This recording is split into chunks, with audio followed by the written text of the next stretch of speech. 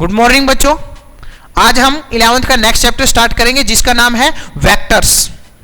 ठीक है, वेक्टर्स के बारे में थोड़ा बहुत आइडिया आपको हो चुका होगा 9th में कि ये वो क्वांटिटी होती है जिसके अंदर मैग्नीट्यूड के साथ साथ उनकी डायरेक्शंस भी होती है। ठीक है, अब इस 11th के जो वेक्टर चैप्टर है इसमें हम इसका डिटेल के अंदर स्टडी करेंगे कि वेक्टर क्या होती है, उनमें डायरेक्शन जो होती है वो क्या इंपॉर्टेंस रखती है अपने साथ, उनका एडिशन सब्ट्रैक्शन किस प्रकार से होता है, मींस बहुत सारी इंपॉर्टेंट बातें डिस्कस करेंगे वेक्टर्स के बारे में। ठीक है, और ये चैप्टर बहुत ही इंपॉर्टेंट है क्योंकि आप जैसे जैसे +1 और +2 में पढ़ते जाओगे तो आप नई नई फिजिकल क्वांटिटी से अवगत होते रहोगे, है कि नहीं। अब वो फिजिकल क्वांटिटी या तो स्केलर हो सकती है या वेक्टर हो सकती है। स्केलर के बारे में एडिशन सब्ट्रैक्शन आपको बहुत अच्छे से आता है। जैसे मैं बोलूं कि एक 5 किलोग्राम की बॉडी है, एक दूसरी 5 किलोग्राम की बॉडी है, टोटल मास बताऊं तो टोटल मास आप फटाक से बता दोगे कि वो कितनी हो गई, 10 किलोग्राम की। दोनों को ऐड करोगे मास को, सिंपल अलजेब्रा लगा दोगे, 5 + 5 = 10। बट जो वेक्टर्स होती है उनका एडिशन इस प्रकार से नहीं होता। आपको एक छोटा सा एग्जांपल मैं दे देता हूं कि मान लो कि ये 5 न्यूटन फोर्स इधर लग रहा है और ये 5 न्यूटन फोर्स इधर लग रहा है। टोटल फोर्स इस पे कितना है आप बताओगे 0, क्योंकि 5 न्यूटन से उधर खींच रहे हो आप इस बॉडी को, 5 न्यूटन से इधर। जैसे 5 न्यूटन से मैं इधर खींचूं और 5 न्यूटन से इधर, दोनों तरफ ऐसे खींचूं तो ये कहीं नहीं जाएगा। कहीं क्यों नहीं जा रहा? क्योंकि इसके ऊपर कोई फोर्स लग ही नहीं रहा। फोर्स कब लगेगा? जब एक तरफा होगा। ठीक है, तो 5 न्यूटन टोटल नेट कितना हो गया 0, और 5 न्यूटन इधर ही और 5 न्यूटन इधर ही, कितना हो गया टोटल 10 न्यूटन। तो ये फोर्स कोई एक ऐसी क्वांटिटी है जिसका सिंपल सम नहीं हो रहा, सिंपल सम नहीं हो रहा। पॉइंट क्लियर है कि नहीं। इनका जो सम है वो कोई एक स्पेशल तरीके से होता है, क्योंकि वेक्टर को, ये फोर्स जो है एक हमारी वेक्टर क्वांटिटी है और इसका एडिशन जो है एक स्पेशल टाइप की लॉ फॉलो करता है। ठीक है, उन लॉज के बारे में पढ़ेंगे कि हम वेक्टर का सम किस किस प्रकार से करें। ठीक है, तो स्टार्ट करते हैं। सबसे पहले कि हम फिजिक्स में फिजिकल क्वांटिटीज के बारे में पढ़ चुके हैं। फिजिकल क्वांटिटी क्या होती है? फिजिकल क्वांटिटी वो क्वांटिटी होती है जिनको आप मेजर कर सकते हो, जैसे force, mass, length, temperature, acceleration, distance, displacement. ये मींस बहुत सारी फिजिकल क्वांटिटी है जिसको आप क्या कर सकते हो, मेजर कर सकते हो। ठीक है, इन सभी फिजिकल क्वांटिटी को हमने 2 कैटेगरी में डिवाइड कर दिया। एक तो क्या, स्केलर्स, सेकंड वन वेक्टर्स। तो स्केलर क्या है? स्केलर वो क्वांटिटी होती है जिनमें क्या हो, ओनली मैग्नीट्यूड, क्या हो, only magnitude.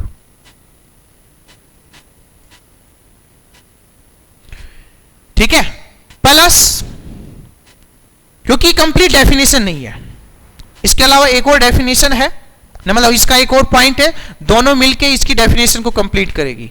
One is scalar are those quantity which have only magnitude and their addition and subtraction follows simple algebra rule।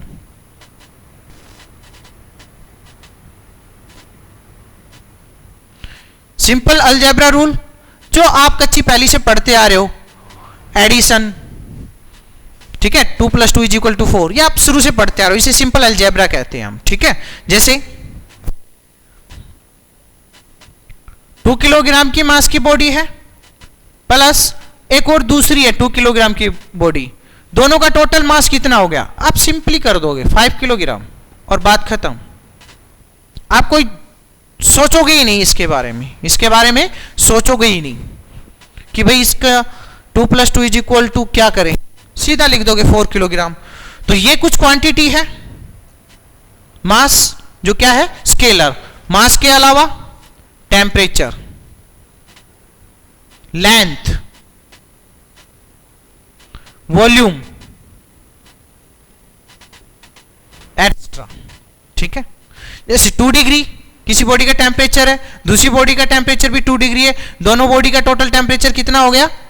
2 + 2 = 4 degree. मान लो एक बॉडी का टेम्परेचर है 10 डिग्री, दूसरी बॉडी का टेम्परेचर है -5 डिग्री, टोटल टेम्परेचर कितना हो गया? 10 + -5 5 डिग्री। सिंपल अलजेब्रा लगा रहे हो। लेकिन जब बात आती है वेक्टर की तो वहां पे ये कहानी अलग हो जाती है। ठीक है, तो याद रखना, scalar are those quantity which have only magnitude and their addition and subtraction follows the simple algebra rule. ठीक है, अब बात करते हैं वेक्टर्स की। वेक्टर्स क्या होते हैं? वेक्टर्स वो क्वांटिटी होती है जिनमें मैग्नीट्यूड भी हो प्लस उनकी कोई पर्टिकुलर स्पेसिफिक डायरेक्शन हो। ठीक है, scalars vectors are those quantity which have magnitude as well as direction. ठीक है, अब इसका एग्जांपल सुनो।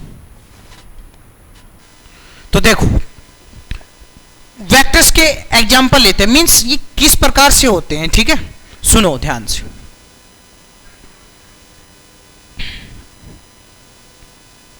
मैं आपसे पूछूं कि आपके पास ये एक बॉडी है, ठीक है, और मैं बोलूं कि इसका जो मास है वो कितना है? 5 किलोग्राम। इसका मास है वो क्या है? 5 किलोग्राम। तो आप खुश हो कि भाई ये एक बॉडी है कि इसका मास है 5 किलोग्राम। उससे ज्यादा आपको कोई इंफॉर्मेशन नहीं चाहिए, कोई भी इंफॉर्मेशन नहीं चाहिए, है कि नहीं? कि मास है 5 किलोग्राम है, that information is much sufficient for the mass. But मैं बोलूं कि ये ब्लॉक है, ठीक है, और इस ब्लॉक के ऊपर मैं आपसे बोलता हूं कि इस ब्लॉक को आप 5 न्यूटन फोर्स से मूव कराओ, 5 न्यूटन फोर्स से मूव कराओ, तो आपके दिमाग में एक पॉइंट आएगा कि सर मूव तो हम 5 न्यूटन से करा दें, लेकिन किस डायरेक्शन में? बात समझ में आ रही है कि इस ब्लॉक को 5 न्यूटन फोर्स से मूव कराओ।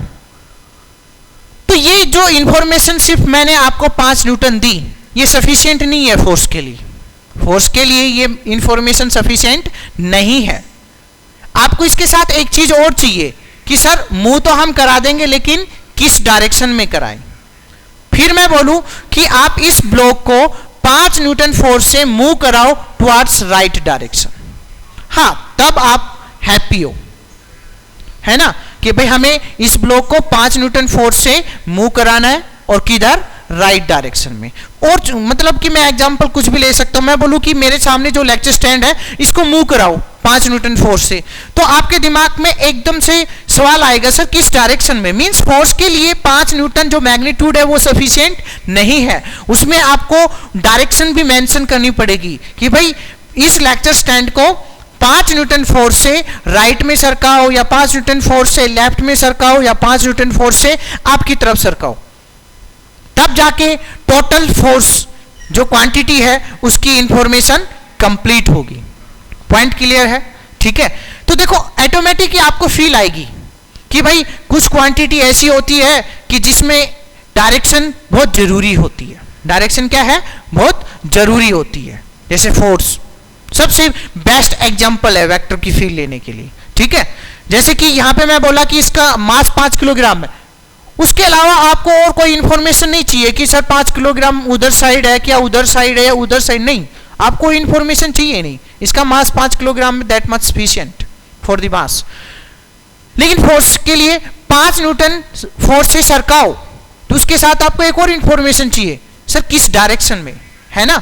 तो ये हमारे पास एक क्वांटिटी आएगी क्या? फोर्स। उसमें क्या होगा? मैग्नीट्यूड, कि भाई 5 न्यूटन से तो मूव कराना है, और किधर मूव कराना है? Towards right. तो फोर्स के लिए दोनों चीज इंपॉर्टेंट है, फोर्स के लिए magnitude as well as direction. तो फोर्स हमारी कैसी क्वांटिटी हो गई? वेक्टर्स। ठीक है, पॉइंट क्लियर है? सेकंड और एग्जांपल देता हूं। ये पॉइंट पे आप खड़े हो, ठीक है, मान लेते हैं इस ए पॉइंट के ऊपर क्या है, आप खड़े हो। मैं बोलता हूं कि आप इस बी पॉइंट के ऊपर जाओ, बस इतना ऐसा ही बोला कि आप ए पॉइंट से मूव करके जाओ किधर, बी पॉइंट की तरफ। तो आप क्या करोगे, आपकी मर्जी है, इस पाथ से जा सकते हो, घूम फिर के इस पाथ से जा सकते हो, ऐसे घूम फिर के इस पाथ से जा सकते हो, आपके पास चॉइस है क्या नहीं, कि भाई जो ए पॉइंट से आपको बी पॉइंट पे जाना है तो आप इस पाथ से जा सकते हो, इससे जा सकते हो, इससे जा सकते हो, और घूम फिर के आ सकते हो, कैसे भी आ सकते हो। तो इसका मीनिंग क्या है कि ये जो आपने पाथ चला, एक पाथ, दूसरा पाथ, तीसरा पाथ, ऐसे इनफाइनाइट पाथ है, और इन पाथ की जो लेंथ है, पाथ लेंथ, उसे क्या बोलते हैं, डिस्टेंस। तो डिस्टेंस कैसी क्वांटिटी है, स्केलर। सिर्फ हमें क्या करना है, डिस्टेंस, लेंथ ट्रेवल करनी है। डिस्टेंस के अंदर क्या करना है, सिर्फ लेंथ ट्रेवल करनी है, उसमें कोई स्पेसिफिक डायरेक्शन मेंशन नहीं की है ना। एक ये लेंथ ट्रेवल करनी है ए से लेके बी तक की, हमारी मर्जी है, हम कैसे भी कर सकते हैं, घूम फिर के कर सकते हैं, या इस पाथ से कर सकते हैं, या उस दूसरे पाथ से कर देते हैं। लेकिन बट मैं अब आपको एक बात बोल देता हूं कि आपको ए से और बी के ऊपर जाना तो है, ठीक है। इसकी जो लेंथ है इन दोनों पॉइंटों के बीच में, उस लेंथ को आपको कवर तो करना है, लेकिन with straight line, along the straight line, ठीक है। तो मैंने एक चीज और मेंशन कर दी है, ठीक है, कि आपको ए से बी की तरफ तो जाना है, लेकिन along the straight line joining A and B. Means आपको ए और बी की तरफ जाना तो है, लेकिन ए से बी की तरफ, ए से बी की तरफ जो मैंने स्ट्रेट लाइन खींची है, सिर्फ उसी के अलोंग जाना है, ठीक है। तो यहां भी क्या है, यहां से लेके यहां तक जो ये मैंने एरो ड्रॉ किया, इस एरो की जो लेंथ है, एरो की जो लेंथ है, वो तो क्या हो गई हमारी पाथ लेंथ। लेकिन उसके साथ एक चीज और मेंशन हो गई, क्या, डायरेक्शन, कि सिर्फ आपको ए से लेके बी की तरफ जो स्ट्रेट लाइन जा रही है उसके अलोंग जाना है, ठीक है। फिक्स कर दिया, आप केवल एक ही पाथ चल सकते हो इस सिचुएशन में। वो कौन सा है, straight line joining point A and B, सिर्फ उसके अलोंग चल सकते हो। क्योंकि मैंने यहां पे एक चीज और ऐड कर दी, आपकी डायरेक्शन के ऊपर रेस्ट्रिक्शन लगा दी, डायरेक्शन के ऊपर क्या कर दी, रेस्ट्रिक्शन, उसको मेंशन कर दिया कि आपको जाना तो है ए से बी, लेकिन किसके अलोंग जाना है, स्ट्रेट लाइन के अलोंग, ठीक है। और ये जो पाथ लेंथ यहां से लेके यहां तक और विद द डायरेक्शन क्या कहलाती है, डिस्प्लेसमेंट।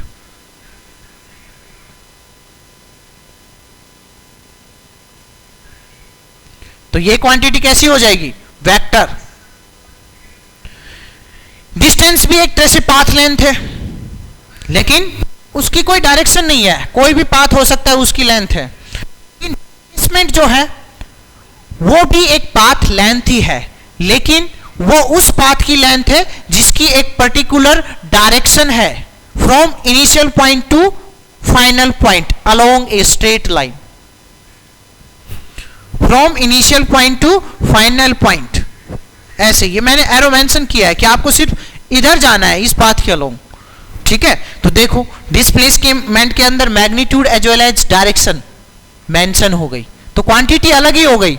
क्वांटिटी क्या होती है आपकी, डिस्प्लेसमेंट एक वेक्टर क्वांटिटी होती है। और एग्जांपल ले लो, आप मान लो यहां पे एक पॉइंट है और आपसे मैं बोलूं कि 40 किलोमीटर पर आवर की स्पीड से 40 किलोमीटर पर आवर की स्पीड से मूव करो, तो आपकी मर्जी है, आप इधर जा सकते हो, इधर जा सकते हो, इधर जा सकते हो, इधर जा सकते हो, इधर जा सकते हो, इधर जा सकते हो। क्योंकि मैंने डायरेक्शन मेंशन नहीं किए, बस जस्ट आपको बोला है कि 40 किलोमीटर पर आवर की स्पीड से चलो, बस इतना सा बोला है। तो आप किधर भी जा सकते हो, आपकी मर्जी है, इस पॉइंट से आप किधर भी जा सकते हो, इधर भी जा सकते हो, इधर भी जा सकते हो, इधर भी जा सकते हो, इधर भी जा सकते हो, इधर भी, इधर भी, ठीक है।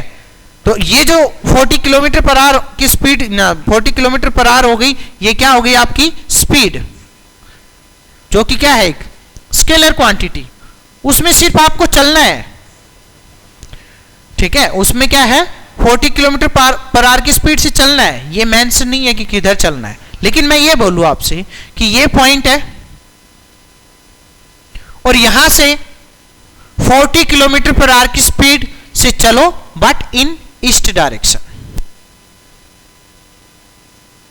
भाई 40 किलोमीटर पर आवर की स्पीड से चलना है, लेकिन किधर? Towards east. तो ये एक कोई ऐसी क्वांटिटी होगी जिसमें डायरेक्शन इंपॉर्टेंट है। मैं आपसे बोलूं कि इस पॉइंट से आपको 40 किलोमीटर पर आवर की स्पीड से चलना है और टुवर्ड्स ईस्ट चलना है, तो आप रेस्ट्रिक्ट हो गए कि आपको ईस्ट में ही जाना है, क्योंकि आपको एक स्पेसिफिक डायरेक्शन प्रोवाइड कर दी गई है। तो ये जो क्वांटिटी हो जाएगी मैग्नीट्यूड प्लस इसकी डायरेक्शन, ये क्या कहलाती है? हमारी वेलोसिटी, जो कि क्या है? एक वेक्टर क्वांटिटी। समझ में आई? क्योंकि उसमें क्या है? दोनों चीज इंपॉर्टेंट है। मैग्नीट्यूड 40 किलोमीटर पर आवर की स्पीड से तो चलना है, लेकिन किधर चलना है? Towards east. यहां पे क्या है? आपकी मर्जी है, आपको सिर्फ आपसे ये बोला गया है कि आप चलो, तो वो क्या? वो क्वांटिटी क्या है? आपकी स्पीड, जिसके अंदर कोई डायरेक्शन नहीं होती। आपको स्पीड अप होना है, किसी भी डायरेक्शन में हो जाओ, ठीक है, लेकिन वहां पे रेस्ट्रिक्ट कर दिए हो आप, डायरेक्शन मेंशन कर दी, तो वो एक अलग ही क्वांटिटी हो जाएगी। यहां पे 40 किलोमीटर पर आवर की स्पीड से चलना है, बस मूव करो, कोई डायरेक्शन मैंने मेंशन नहीं की। तो ये जो सिर्फ मैग्नीट्यूड है, ये एक अलग क्वांटिटी है स्पीड, लेकिन इसी मैग्नीट्यूड के साथ अगर मैं डायरेक्शन मेंशन कर दूं कि टुवर्ड्स ईस्ट, तो वो एक अलग और ही क्वांटिटी बन जाएगी, जिसका नाम क्या है? वेलोसिटी। और वो क्या होती है? एक वेक्टर। तो समझ में आ रही है? थोड़ी थोड़ी फील आ रही है? जैसे जैसे आप किसी भी फिजिकल क्वांटिटी के साथ एक डायरेक्शन स्पेसिफाई कर देते हो, तो वो क्वांटिटी एक अलग ही नाम ले लेती है, जिसका नाम क्या है? वेक्टर। ठीक है, ओके। तो ये बात तो बहुत अच्छी क्लियर हुई कि जो वेक्टर है वो क्वांटिटी होगी जिसके अंदर मैग्नीट्यूड भी होगा एज वेल एज डायरेक्शन। ठीक है, तो यहां पे हमारा क्या है? डिस्प्लेसमेंट हो गया, वेलोसिटी हो गई, ठीक है, second one, third one force हो गया, इसके अलावा मोमेंटम हो गया, ठीक है, मोमेंटम,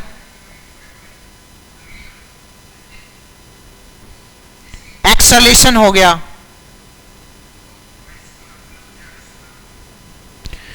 ये कुछ और दो क्वांटिटी जिनकी डायरेक्शन मैटर करती है, ठीक है। तो ये जो सारी क्वांटिटी है, acceleration, momentum, velocity, force, displacement, ये सारी की सारी क्या है? वेक्टर जो है उसके एग्जांपल है। जैसे स्केलर के क्या क्या है? मास, टेम्परेचर, लेंथ, वॉल्यूम एटसेट्रा, ठीक है। तो ये यहां तक की डेफिनेशन में आई, लेकिन ये डेफिनेशन कंप्लीट नहीं है। वेक्टर जो है उसमें मैग्नीट्यूड और direction is not a sufficient definition of vector. इसके अलावा इसमें एक चीज और ऐड होनी चाहिए। वो क्या? कि जो वेक्टर है उनका एडिशन एंड सबट्रैक्शन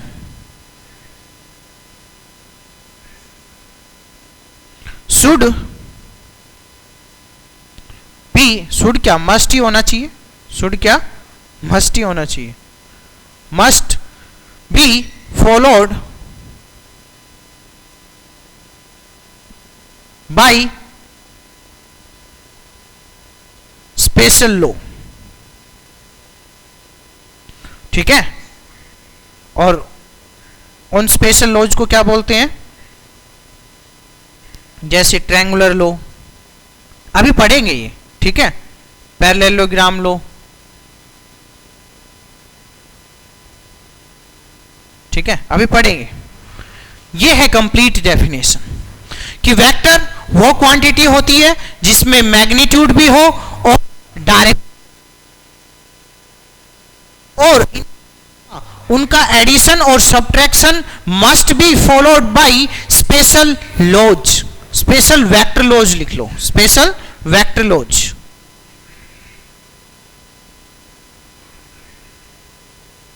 मीन्स वो सिंपली ऐड नहीं होंगे, वो सिंपली ऐड नहीं होंगे। जैसे आपने सिंपली यहां अलजेब्रा लगा के आप फटाक फटाक दे से निकाल देते थे, total time mass, total temperature, total length फटाक दे से निकाल सकते हो, लेकिन यहां पे इतना इजी काम नहीं है टोटल निकालना, ठीक है।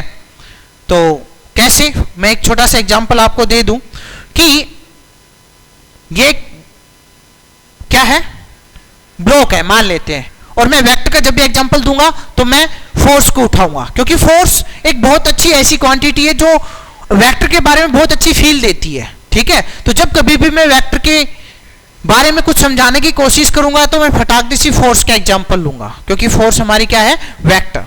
ठीक है, तो मैं मान लेता हूं कि इस बॉडी के ऊपर दो फोर्स एक्ट कर रहे हैं, 5 न्यूटन और 5 न्यूटन। ठीक है, 5 न्यूटन, इधर 5 न्यूटन। मैं बोलूं आपसे कि टोटल नेट फोर्स निकालो, तो आप बताओगे सर 0, क्योंकि बॉडी की इधर मूव ही नहीं करेगी। अब बॉडी की इधर ही मूव नहीं कर रही तो इसका मीनिंग क्या है कि उसके ऊपर फोर्स 0 लग रहा है कि नहीं। यही सिचुएशन में अगर पलट दूं 5 न्यूटन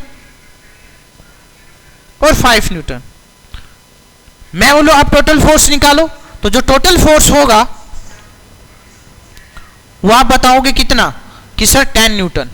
अब ये बॉडी 10 न्यूटन से उस साइड जाएगी। दोनों चीज बता दिया आपने, एफ नेट की मैग्नीट्यूड भी बता दिया, डायरेक्शन भी मेंशन कर दी कि सर ये उधर जाएगी। पॉइंट क्लियर है? ठीक है, सेकंड वन, एक फोर्स इधर लग रहा है 5 न्यूटन, एक फोर्स इधर लग रहा है 5 न्यूटन। अब क्या होगा, अब ये कहीं यहां बीच में जाएगी, है कि नहीं। कैसे आप कर भी सकते हो। ठीक है, एक ये ऐसे मान लो, यहां पे कुछ बांस रखा हुआ है, ठीक है, यही मान लो। आप इसको खिलौना, ऐसा मान लो कि कोई खिलौना रखा हुआ है, उसको धागे से बांध के इधर खींचो, और एक दूसरे बच्चे से बोल दो कि एक धागा बांध के वो ऊपर खींचे। ठीक है, एक इस साइड खड़ा है, एक इस साइड खड़ा है, वो इधर खींच रहा है, ये ऊपर खींच रहा है। तो अगर आप विजुलाइज करोगे तो ये जो मास बॉडी है वो किधर जाएगी, इन दोनों के बीच में इधर। एक फोर्स इधर लगा रहा है बच्चा 5 न्यूटन का, एक ऊपर, वो क्या होगी बॉडी, किधर जाएगी, वो इस साइड जाएगी, ऐसे। ठीक है, इसके अलोंग। तो आपको पता है कि इसका और इसकी डायरेक्शन तो ये आएगी, और मैग्नीट्यूड मैं बता देता हूं वो कितना आएगा, 5√2। थोड़ी देर के लिए मैं बता देता हूं कि ये होगा, है ना, और डायरेक्शन होगी इसके अलोंग। तो देखो यहां पे एडिशन करते टाइम पे दोनों चीज सेम है। इस सिचुएशन में भी दो फोर्स है 5 न्यूटन के, इस सिचुएशन में भी दो फोर्स है 5 न्यूटन के, इस सिचुएशन में भी दो फोर्स है 5 न्यूटन के। लेकिन उनका जो नेट रिजल्टेंट आप निकाल रहे हो, एक तरह से एडिशन ही तो कर रहे हो, दो फोर्स का नेट जो निकाल रहे हो वो कभी 0 हो रहा है, कभी 10 हो रहा है, कभी 0 और 10 के बीच की वैल्यू आ रही है।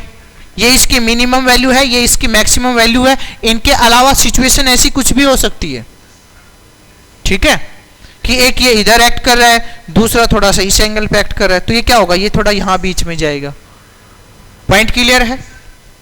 तो यहां पे जो उनका एडिशन हो रहा है फोर्स का, ये सिंपल अलजेब्रा फॉलो नहीं कर रहा। अगर ये सिंपल अलजेब्रा फॉलो करता तो सीधी सीधी बात है कि इसका हमेशा ही 10 आना था। जैसे मैं बोलूं कि ये जो बॉडी है, एक है ये 5 किलोग्राम की, ये दूसरी बॉडी है 5 किलोग्राम की, इसको चाहिए आसपास ऐसे रख लो, तब भी ये कितनी होगी टोटल। ये जैसे मान लेते हैं कोई वेइंग मशीन है, इन दोनों को बेशक एक दूसरे के ऐसे और ऐसे रख लो, तब भी 10 किलोग्राम। या इन दोनों को ऊपर नीचे रख लो, तब भी 10 किलोग्राम। या इन दोनों को क्या करो, इस साइड रख लो, तब भी 10 किलोग्राम। या इन दोनों को खड़ी की बजाय ऐसे हॉरिजेंटल रख दो, भी 10 किलोग्राम। मीन्स मास को कैसे भी पलट दो, ऐसे कर दो, ऊपर नीचे, या कैसे भी कर दो आप, लेकिन उसका जो टोटल सम आया इन दोनों मास दोनों बॉडी के मास का, वो कितना आया, वो वेइंग मशीन हमेशा कितना दिखाएगी, 10 किलोग्राम ही। लेकिन यहां पे क्या हो रहा है, अलग ही कुछ कंडीशन है, मतलब कुछ एक अलग ही रूल से लगा रहे हैं निकालने के लिए। ये दो तो बहुत अपनी फिजिकल कॉमन सेंस, मतलब फिजिकल कंडीशन देख के कॉमन सेंस आपने लगा ली, हाँ कि भाई ऐसा होगा। यहां पे आप नहीं लगा सकते अंदाजा, हाँ बस इतना अंदाजा लगा सकते हो कि ये कहीं इधर जाएगा, कहीं इधर जाएगा। तो इसका मीनिंग क्या है, इसका और इसका टोटल जो फोर्स है वो किधर एक्ट कर रहा है, इस साइड, और उसका मैग्नीट्यूड ये होगा। ये निकालना सिखाएंगे आपको, ठीक है। तो ये पॉइंट क्लियर हो रहा है कि जो वेक्टर है उनका जो सब्ट्रैक्शन है वो स्पेशल वेक्टर लॉ फॉलो करेगा, सिंपली अलजेब्रा नहीं होगा कि आपने सिंपली ऐड कर दिया अलजेब्रिकली 2 + 2 = 4। पॉइंट क्लियर है? ओके। तो वेक्टर की कंप्लीट डेफिनेशन ये है कि जिसके अंदर मैग्नीट्यूड भी हो और उसके अलावा ये देखो, ये मैं बार बार इस पे क्यों बल दे रहा हूं कि भाई ये बहुत जरूरी है, ये नहीं हुआ तो वो वेक्टर नहीं हो सकती। मैं आपको एक एग्जांपल दे सकता हूं, मैं मिटा देता हूं पोर्शन।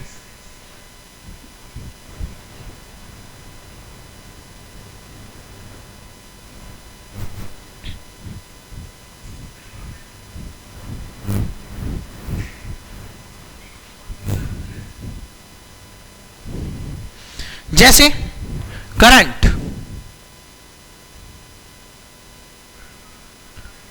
की डायरेक्शन आप जानते हो किधर से किधर होती है, from positive terminal of the battery towards the negative terminal of the battery.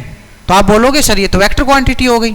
जैसे मैं बोलूं कि 5 एम्पियर करंट है और वो बैटरी के पॉजिटिव टर्मिनल से नेगेटिव टर्मिनल की तरफ फ्लो हो रहा है, तो बोलोगे सर इसमें मैग्नीट्यूड भी हो गया 5 एम्पियर और उसकी डायरेक्शन भी हो गई।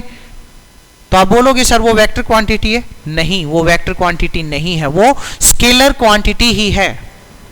मान लिया कि करंट के अंदर मैग्नीट्यूड भी होता है और डायरेक्शन भी होती है, ठीक है? करंट के अंदर मैग्नीट्यूड भी होता है और डायरेक्शन भी होती है, लेकिन वो इस कंडीशन को फॉलो नहीं करता। इस कंडीशन को फॉलो नहीं करेगा तो वेक्टर नहीं हो सकता। तो वेक्टर वही क्वांटिटी हो सकती है जिसके अंदर मैग्नीट्यूड भी हो, डायरेक्शन भी हो, प्लस ये कंडीशन भी फुलफिल करे, मतलब उनका एडिशन और सब्ट्रैक्शन वेक्टर लॉ को फॉलो करना चाहिए, तभी वो कंप्लीट वेक्टर कहलाएगा। यहां पे करंट क्या है, मैग्नीट्यूड भी है 5 एम्पियर और डायरेक्शन भी है from positive terminal to negative. समझ आता है कि भाई इस करंट में मैग्नीट्यूड भी है और डायरेक्शन भी, लेकिन मैं उनको ऐड करने के लिए बोलूं तो आप कैसे करोगे? मैं बोलूं इधर से 3 एम्पियर करंट आ रहा है, इधर से 2 एम्पियर करंट आ रहा है और दोनों मिलके एक वायर में से फ्लो करने लगे। मैं बोलूं यहां पे करंट लगाओ, तो आप बिना सोचे समझे फटाक से बोल दोगे क्या कि सर यहां पे तो 5 एम्पियर ही होगा।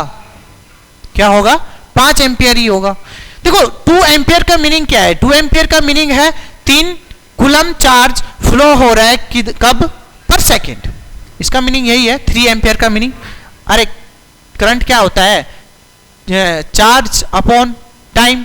3 एम्पियर कब आया होगा? जब यहां पे 3 कूलम चार्ज हो और टाइम की जगह कितना रख लेते हैं? 1 सेकेंड। तो करंट क्या है? एक तरह से 3 कूलम चार्ज पर सेकेंड। आप ये बोल सकते हो, इसको क्या बोल सकते हो? 2 कूलम चार्ज पर सेकेंड। यहां से 3 कूलम चार्ज आया, यहां से 2 कूलम चार्ज आया। चार्ज क्या है? एक तरह से स्केलर क्वांटिटी है, ठीक है ना? चार्ज क्या? एक स्केलर क्वांटिटी है। यहां से यहां पे 3 कूलम पर सेकेंड आ रहा है, यहां से यहां 2 कूलम आ रहा है, यहां ऐड होके वो कितना हो जाएंगे? 5 कूलम पर सेकेंड। सिंपल आपने एडिशन किया है करंट का कि यहां से 3 एम्पियर, यहां से 2 एम्पियर आया और टोटल करंट हो गया 5 एम्पियर। कोई आफत ही नहीं है, कोई प्रॉब्लम ही नहीं है, ठीक है?